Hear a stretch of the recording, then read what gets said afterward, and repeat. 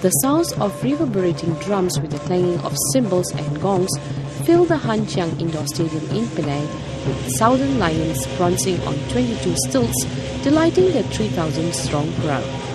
They watch in awe as the 10 teams mustered every ounce of their stamina to showcase breathtaking stunts and acrobatic skills.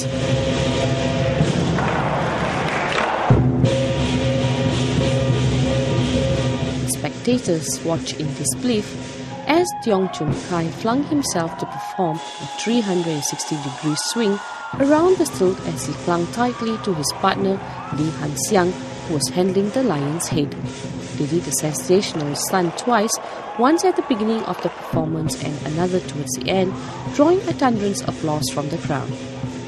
The team, which is associated with the internationally renowned Khun Sen Keng Lion and Dragon Dance Association, went on to clinch the Penang International Lion Dance on Stilts Championship title on Saturday, winning 10,000 ringgit and a trophy.